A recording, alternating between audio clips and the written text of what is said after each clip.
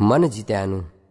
સ્વામિનારાયણ હરે 1877 શ્રાવણવદી પંચમીને દિવસ સ્વામી શ્રી સહજાનંદજી મહારાજ ગામ શ્રી સારંગપુર મધ્યે જીવા ખાચરના દરબારમાં ઉત્તરાદિ દ્વાર રૂડાની ઓસરીએ વિરાજમાન હતા અને સર્વ શ્વેત વસ્ત્ર ધારણ કર્યા હતા અને પોતાના મુખારવિંદની આગળ મુનિ તથા દેશ દેશના હરિભક્તની સભા ભરાઈને બેઠી હતી. પછી મુક્તાનંદ સ્વામીએ પ્રશ્ન પૂછ્યો, જે જિદમ જગત કેન મનોહિયેન, એ શ્લોકમાં એમ કહ્યું છે, જેણે પોતાનું મન જીત્યું તેણે સર્વ જગત જીત્યું, તે મન જીત્યું કેમ જણાય? પછી શ્રીજી મહારાજ બોલ્યા, જે શબ્દ સ્પર્શ રૂપ રસ અને ગંધ એ જે પંચ વિષય, તેમાંથી જ્યારે ઇન્દ્રિયો પાછી હટે અને કોઈ વિષય પામવાની ઈચ્છા રહે નહીં, ત્યારે સર્વ ઇન્દ્રિયો વશ થાય છે. અને જ્યારે ઇન્દ્રિયો વિષયનો સ્પર્શ જ ન કરે ત્યારે મન પણ ઇન્દ્રિયો લગણ આવે નહીં અને હૈયામાં રહે. એવી રીતે જેને પંચ વિષયનો ત્યાગ અતિ દ્રઢપણે કરીને થયો, ત્યારે તેનું મન જીતું જાણવું. અને જો વિષય ઉપર કાંઈ પ્રીતિ હોય તો મન જીતું હોય તો પણ જીતું ન જાણવું.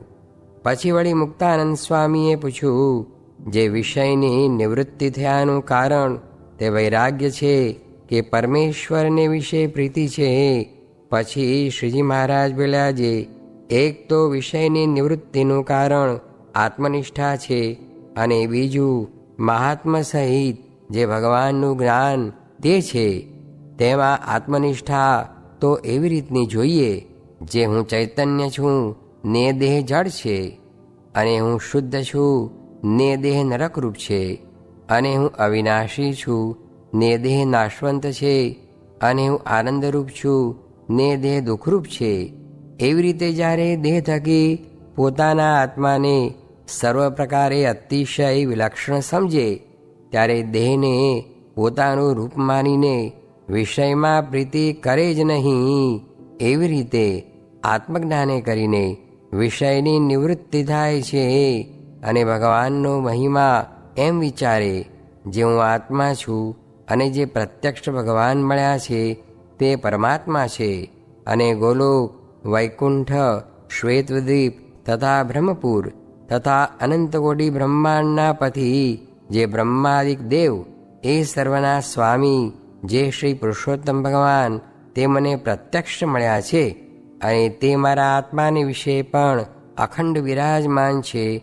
અને તે ભગવાનનું જે એક નિમેષ માત્રનું દર્શન, તે ઉપર અનંતકોટી બ્રહ્માંડના જે વિષય સુખ છે તે સર્વેને વારી ફેરીને નાખી દઈએ, અને ભગવાનના એક રૂમમાં જેટલું સુખ રહ્યું છે તેટલું સુખ જો અનંતકોટી બ્રહ્માંડના વિષય સુખ ભેળા કરીએ તો પણ તેના કોટીમાં ભાગની બરોબર પણ થાય નહીં. અને જે ભગવાનનું અક્ષરધામ છે તેની આગળ બીજા જે દેવતાના લોક છે, તેને મોક્ષ ધર્મને વિશે નરક તુલ્ય કહ્યા છે, એવા જે ભગવાન તે મને પ્રકટ મળ્યા છે. તેને મૂકીને નરકના કુંડ જેવા જે વિષયના સુખ, તેને હું શું ઈચ્છું? અને વિષય સુખ તો કેવળ દુઃખરૂપ જ છે. એવી રીતે ભગવાનનું મહાત્મ્ય જાણવે કરીને વિષયની નિવૃત્તિ થાય છે. અને એવી રીતે જે આત્મજ્ઞાન અને પરમાત્માનું જ્ઞાન, તેમાંથી જે વૈરાગ્ય પ્રગટે, તે વૈરાગ્ય કરીને સર્વ વિષય સુખની વાસનાની નિવૃત્તિ થઈ જાય છે. અને જેણે એવી રીતે સમજીને વિષય સુખનો ત્યાગ કર્યો, તેને પાછી વિષયમાં પ્રીતિ થાય જ નહીં, અને એનું જ મન જીતાણું કહેવાય. અને એવી સમજણ વિના જાજુ હેત જણાતું હોય, પણ જ્યારે કોઈક સારા વિષયની પ્રાપ્તિ થાય ત્યારે ભગવાનને પડ્યા મૂકીને વિષયમાં પ્રીતિ કરે, અથવા પુત્ર કલત્રાદિકને વિશે પ્રીતિ કરે, અથવા રોગાદિક સંબંધી પીડા થાય, અથવા પંચ વિષયનું સુખ હોય તે મટી જાય, ત્યારે ભગવાનને વિશે પ્રીતિ રહે નહીં અને વિકળ જેવો થઈ જાય. અને જેમ કૂતરાનું ગલુડિયું હોય તે પણ નાનું હોય ત્યારે સારું દિશે, તેમ એવાની ભક્તિ પ્રથમ સારી દિશે પણ અંતે શોભે નહીં. ઇતિ વચનામૃતમ. એ રીતે સારંગપુર પ્રકરણનું પહેલું વચનામૃત જે તે થયું. દુઃખ કોઈ માનશો નહીં, અને જે જોઈએ તે આપણને મળ્યું છે ને જાજા રૂપિયા આપે તો પ્રભુ ભજાય નહીં, તે સારું આપતા નથી. સ્વામિનારાયણ હરે સ્વામીએ વાત કરી છે, લાખનો ત્યાગ કરીને એકને રાખવા, ને મહારાજ પણ એમ કહેતા છે પાંડવોએ સર્વેનો ત્યાગ કરીને એક શ્રી કૃષ્ણને રાખ્યા, એમ છે તે જાણવું. સ્વામિનારાયણ હરે સ્વામીએ વાત કરી છે, જેવા મહારાજ છે ને જેવા સાધુ છે તેવા જો જણાય તો તેને સમજવાનું ને કરવાનું કાંઈ રહે જ નહીં. ત્યારે પૂછું છે, જેવા મહારાજ છે ને જેવા સાધુ છે તેને જાણ્યા હોય તેની કેવી સમજણ હોય? ત્યારે બોલ્યા છે, યો વેત્તિ યુગપત સર્વમ પ્રત્યક્ષેણ સદા સ્વતઃ. એ શ્રુતિ બોલીને કહ્યું છે, એવી સમજણ હોય ત્યારે ભગવાન અને મોટા સાધુને જાણ્યા કહેવાય. ત્યારે વળી પૂછ્યું છે, આવી સમજણ હોય તો ભૂંડું આચરણ કેમ થાય? ત્યારે સ્વામી બોલ્યા છે, જેને આવી સમજણ હોય તેને તો ભૂંડો સંકલ્પ પણ ન થાય તો આચરણ તો થાય જ કેમ? તે જેને જેટલું ભૂંડું આચરણ થાય છે તેટલું અજ્ઞાન છે, અને જેટલું અજ્ઞાન છે તેટલો જ કુસંગ થાય છે. સ્વામિનારાયણ હરે સ્વામીએ વાત કરી છે, ગામ બગડમાં એમ વાત કરી છે, અંતર પકડે તેને ભગવાન કહીએ. ત્યારે હરિશંકરભાઈએ પૂછ્યું છે, અંતર પકડ્યું તે શું સમજવું?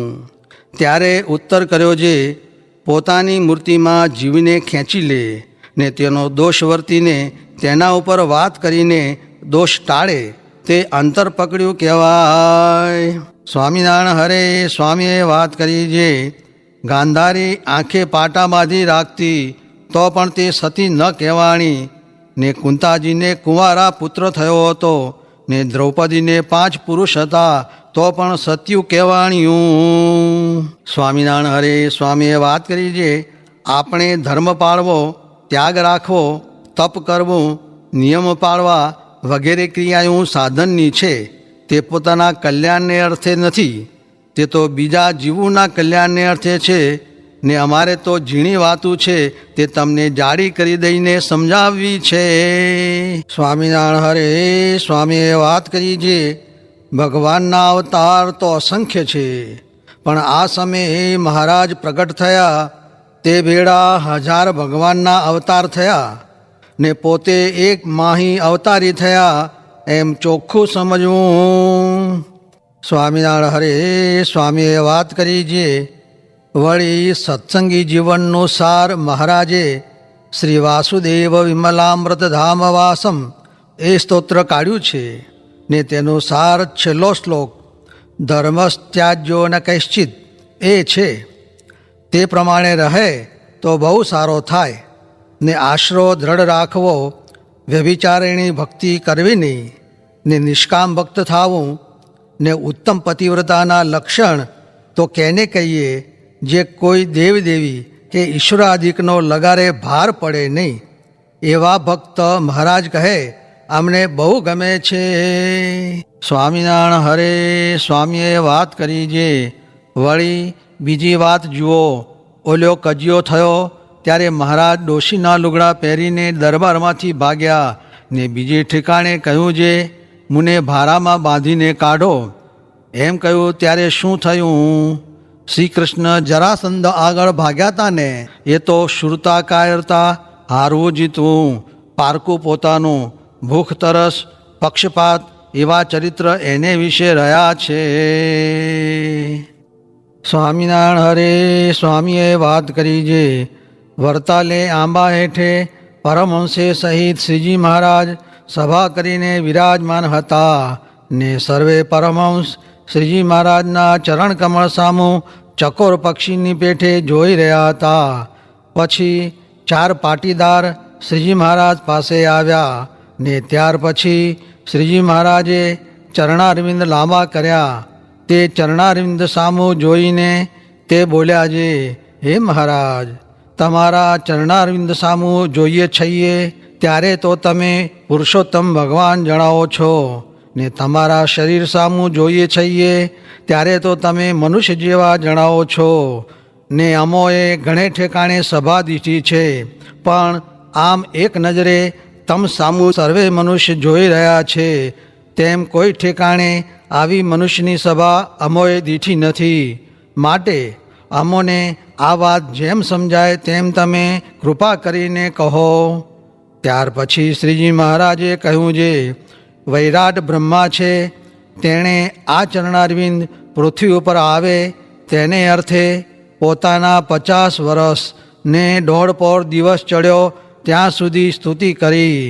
ત્યારે આ ચરણારવિંદ પૃથ્વી ઉપર આવ્યા છે, પણ તમે તો હવે સૂજે એમ સમજો ને વળી હું અક્ષરધામમાંથી સદગુરુરૂપી સૂર્ય પ્રગટ થયો છું ને આ સર્વે સંત છે તે સૂર્યમુખી કમળ ખીલ્યા છે, તે સર્વે મારા મુખ કમળ સામું જોઈ રહ્યા છે.